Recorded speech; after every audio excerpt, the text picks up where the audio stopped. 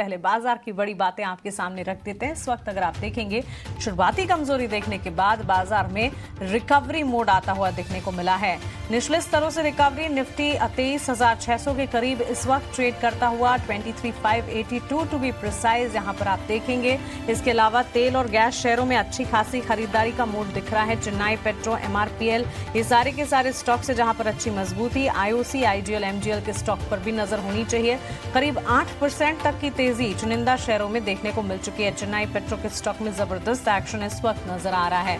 इस बीच अडानी ग्रुप के शेयरों में आज मुनाफा वसूली है और तमाम अडानी ग्रुप से जुड़ी कंपनियां, चाहे अडानी विल्मर हो, Adani gas, Adani green, Adani power, Adani energy के स्टॉक में हम देख रहे हैं बिकवाली का दबाव। फार्मा शेयरों की मजबूती जारी है। फार्मा हेल्थ के डायग्नोस्टिक लगातार डिफेंसिव के तौर पर कमजोर बाजार में मजबूती और सपोर्ट का काम कर रहा है। लुपिन रिकॉर्ड ऊंचाई पर ट्रेड करता हुआ। सो क्लियरली फार्मा शेयरों की रौनक जो है, सेहत जो है, अब भी बरकरार है।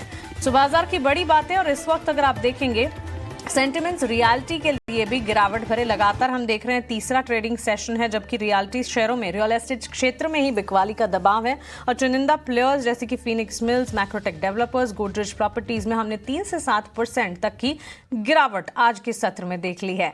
तो ऊपरी स्तरों पर इस वक्त कह सकते हैं, निचले स्तरों से रिकवरी मोड में आता हुआ बाजार। अगर आप स्क्रीन पर भी देखेंगे, निफ्टी में हम देख रहे हैं बढ़िया मजबूती के साइन हरे निशान में लौटता हुआ। बैंक निफ्टी में अब भी बिकवाली का दबाव जारी है, लेकिन ब्रॉडर मार्केट्स की अगर बात करें, चुनिंदा प्लेयर्स हैं, पॉकेट्स हैं जहां पर आपको एंट्री पॉइंट्स मिल जाएंगे। मिड मार्केट एक्शन जान लेते हैं और बाजार में जहां पर हमने क्रक्स आपको बताया इस वक्त सेंटिमेंट्स कैसे हो रहे हैं। डीप डाइव एनालिसिस हमारे सहयोगी, हमारे रिसर्च एनालिस्ट अंश ने किया है। सो अंश से एक बार समझते हैं इस वक्त एक्शन कैसा नजर आ रहा है। अंश, ओवर टू यू। बिल्कुल, सबसे पहले शुरुआत तो हम निफ्टी से करेंगे क्योंकि निफ्टी ने 1 महीने के निचले स्तर को छुआ है। हालांकि वहां से हमें फिर भी 150 अंकों का सुधार होता हुआ दिख रहा है, लेकिन फिर भी निफ्टी अभी भी लाल निशान में ट्रेड कर रहा है। निफ्टी बैंक की बात करें तो यहाँ पे इंटरेस्टिंग है क्योंकि निफ्टी बैंक की आज जो बिकवाली हुई है वो 200 EMA पे कहीं ना कहीं थमती हुई नजर आ रही है। वहाँ पे इंडेक्स अच्छे से सपोर्ट लेता हुआ दिख रहा है और पिछले 1 सालों में निफ्टी बैंक ने 5 से 6 बार 200 EMA से काफ़ी अच्छा उछाल दिया है, तो यहाँ पे एक अच्छी अपॉर्चुनिटी नजर आ सकती है।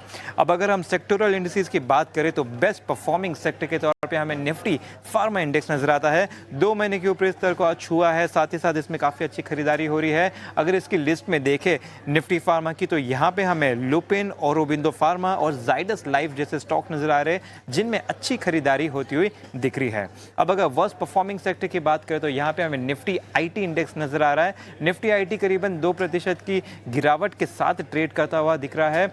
अगर यहाँ पे हम देखें तो आईटी इंडेक्स ने 1 मंथ की लो लेवल को भी टच किया, तो यहाँ पे काफी बेयरिश सेंटीमेंट बनता हुआ दिख रहा है। स्टॉक्स भी देखें तो पर्सिस्टेंट, टेक महिंद्रा, एम्फोसिस में 2.5 से 3% की गिरावट होती हुई नजर आ रही है। स्टॉक स्पेसिफिक बात करें तो ऑल टाइम हाई स्टॉक्स की लिस्ट में बड़े स्टॉक्स में हमें सिर्फ और सिर्फ लुपिन नजर आ रहा है जिसने कि अच्छी तेजी भी दिखाई है ऑल टाइम हाई टच करने के बाद। अब अगर स्ट्रॉन्ग वॉल्यूम्स की बात करें तो स्ट्रॉन्ग वॉल्यूम्स की लिस्ट एक बार ले आते हैं हम स्क्रीन पे। यहाँ देखें तो सबसे पहले तो हमें राइट्स दिख रहा है, 10% की तेजी नजर आ रही है, काफी अच्छा उछाल हुआ है इसमें। इसके साथ साथ आरबीएनएल और लुपिन भी इस लिस्ट में शामिल है। तो ये वो स्टॉक्स है जिसमें अच्छी खरीदारी हो रही है भारी वॉल्यूम के साथ, तो इन्वेस्टर्स का कॉन्फिडेंस काफी स्ट्रॉन्ग पॉजिटिव होता हुआ नजर आ रहा है, तो इन स्टॉक्स पर नजर रखें। शुक्रिया ये पूरा का पूरा मिड डे एक्शन हमारे बीच रखने के लिए। और चलिए कॉर्पोरेट कनेक्शन में आगे बढ़ते हैं और हमारे 2 मेहमान जो हमारे साथ जुड़ गए हैं उनका स्वागत करते हैं। एक तो कॉर्पोरेट कनेक्शन में आज हम एक कंपनी के मैनेजमेंट से, केईआई इंडस्ट्रीज लिमिटेड के मैनेजमेंट से बात करने जा रहे हैं। मिस्टर अनिल गुप्ता हमारे साथ जुड़ गए हैं।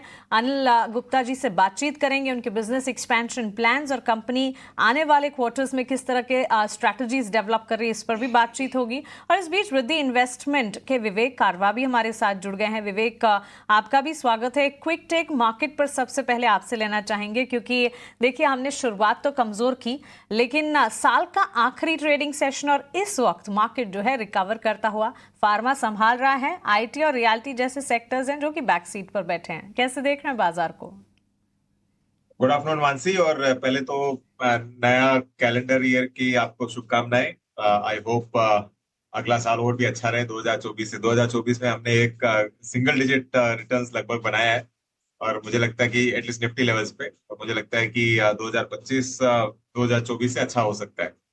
अब देखिए सिचुएशन ऐसी है कि बाजार आज एक तो वॉल्यूम कम है, छुट्टी का सा माहौल है दुनिया भर में, तो इसका एक इश्यू चल रहा है। और सबसे बड़ी बात यह है कि आप अगर देखो कि दो फार्मा संभाल रहा है, लेकिन फार्मा का वेटेज जो इंडेक्स में होता है, निफ्टी सेंसेक्स दोनों हेवी वेट इंडेक्सेस में, वो बहुत कम है।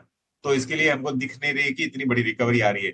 लेकिन ठीक है, आज छोटा मोटा आधा % प्लस माइनस चलेगा, कोई बड़ी बात नहीं है। और मुझे लगता है कि परसों से वापस एक्टिविटी चालू होगी, तो आज और कल थोड़ा बहुत डल रह सकता है। का खबर आप अभी फ्लैश होती देख रहे थे, सरकार ने सोडा ऐश की मिनिमम इंपोर्ट प्राइस जो है वो तय की है। ये खबर आपकी स्क्रीन पर, और इसका इम्पैक्ट कहां कहां पर जाता दिखेगा, इस पर विस्तार से आगे बातचीत भी करेंगे। लेकिन इस बीच नए साल में किन शेयरों पर आपकी नजर होनी चाहिए, ब्रोकरेजेस किन शेयरों पर बुलिश दिख रहे हैं, नए साल के लिए ब्रोकरेजेस की टॉप पिक्स क्या हैं, शरद से जान लेते हैं। शरद बताइए। जी बिल्कुल, सबसे पहले जो है मोतीलाल ओसवाल की टॉपिक के बारे में बात करें तो यहाँ पे JSW एनर्जी देखिए 816 रुपये का टारगेट दिया है। वही अगर एक्सिस सिक्योरिटीज़ की बात करें तो यहाँ पे जो है लक्ष्य देखिए श्रीराम फाइनेंस का 3800 के ऊपर आया है। इसके अलावा जो है Fortis Health, Ambuja Cement, Bharti Airtel, Prestige Estates, इन सारे स्टॉक्स में देखें तो लगभग 20 से लेकर 30% तक का रिटर्न पोटेंशियल दिखेगा। इस लिस्ट में ऑफकोर्स सिप्ला भी शामिल है। अब हम बात करने वाले निर्मल बंग के 3 पिक्स के बारे में। यहाँ पे जो है शेयर की बात करें तो ऑफकोर्स बिरला कॉर्प और सीएट, इन दोनों स्टॉक्स पे जो है नज़र रहेगी और इनके लक्ष्य भी है। आप देखें तो यहाँ पे 20 से लेकर 30% का करंट मार्केट लेवल से देखने मिल रहा है।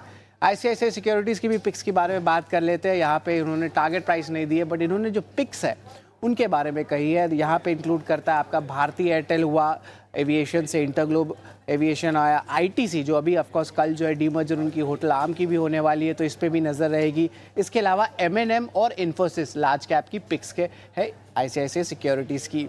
आखिर में एक्सिस कैपिटल पे भी नज़र रहेगी। यहाँ पे टाटा मोटर्स पे इनका जो है पिक बनता है। इसके अलावा M&M फिर से रिपीट आ रहा है लिस्ट में, और SBI जैसे स्टॉक्स भी इस लिस्ट में शामिल हैं। बड़े दिग्गज बैंक्स की बात करें तो HDFC बैंक इस यहाँ पे है, और मेजर साइज की बात करें तो यहाँ पे AU स्मॉल फाइनेंस बैंक आती है। और हाल ही में इंडसइंड बैंक पे भी बहुत इन्वेस्टर इंटरेस्ट आया है।